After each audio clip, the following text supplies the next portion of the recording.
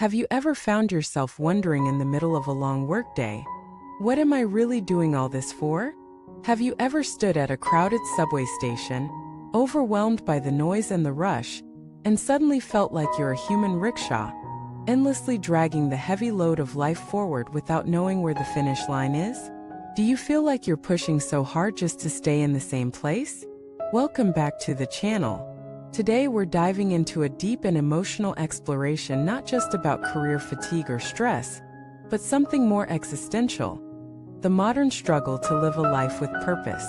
We're going to trace a line from a literary classic, Rickshaw Boy by Lao Tzu, into the heart of today's reality. Because in many ways, the burdens of that old world still echo in our world today. We are still pulling, still gasping, still running, but is it in the right direction? Are we running towards something that matters? Or are we just trapped in a cycle of expectations and exhaustion? This is a story about us, about you and me, and everyone who has ever felt crushed by invisible weight. In the early 20th century, Lao Tzu wrote about a rickshaw puller named Xiangzi, a man who dreamed simple dreams. He wanted a better life, a bit of dignity, and a rickshaw of his own. He believed in hard work, believed that if he just kept going, he'd eventually pull himself into a better future. But every time he got close, life pushed him back. Warlords took his savings. Love turned into a trap. Hope was stolen by harsh reality. Eventually, he lost not only his rickshaw but also his spirit. At first glance, we might feel pity for Xiangzi, but the deeper you look, the more you realize you are him. I am him. We all are. Just as Xiangzi pulled his cart through the broken streets of Beijing, we drag behind us heavy weights. Job expectations, financial pressure, social obligations, personal dreams that feel further away with each passing day. Today's cart doesn't have wheels, it has email chains, KPIs, rent payments, health worries, kids' tuition, aging parents, social media personas, and a deep creeping fear that we're never enough. We think that if we just work harder, everything will be okay. But the harder we pull, the heavier it gets. We wake up exhausted. We go to bed with anxiety. We measure success by metrics we never agreed to. And worst of all, we stop asking the most important question of all: am I pulling the right cart? Modern fatigue is no longer just physical, spiritual. It's emotional. It's existential. You can work 12 hours a day and still feel like a failure. You can have a house, a car, and a job and still feel hollow inside. Because deep down you sense it. You're chasing something but you're not sure what. You're tired but you're not allowed to stop. You're surrounded by people, yet somehow lonelier than ever. Just like Xiangzi, you once had dreams. You believed in hard work. You believed in love. You believed that if you just kept going, everything would fall into place. But slowly, piece by piece, reality chipped away at that hope. Rejection, heartbreak, setbacks, loss. Little by little, your inner flame dims, replaced by survival mode. But let me tell you something important. Xiangzi's tragedy wasn't just that he failed. It was that he lost himself in the process. He allowed the world to define his worth. He believed that value comes from ownership, from status, from productivity. And when those were stripped away, he felt like he had nothing left. But you are not Xiangzi. Not yet. You still have time. You still have a choice. Let us stop here and reflect. What are you pulling today? Is it your own dream? Or someone else's expectation? Are you striving for a life that lights you up? Or one that just looks good on paper? Are you trying to prove something? Or are you building something? Because here's the hard truth. No matter how hard you work, if you're pulling the wrong cart, you'll never arrive at the right destination. We have to redefine what it means to be strong. Strength is not dragging your broken self through a system that doesn't serve you. Real strength is knowing when to stop, reassess, and pivot. Real strength is choosing meaning over momentum. Think of the people you admire. The ones who seem fulfilled, balanced, purposeful.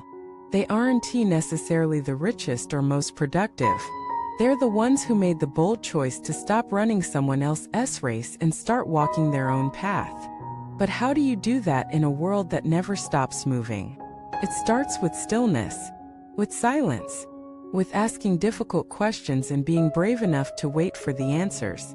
It starts with honoring your own exhaustion, not ignoring it, not pushing through it, but listening to what it's trying to tell you. Exhaustion is not failure. It's feedback.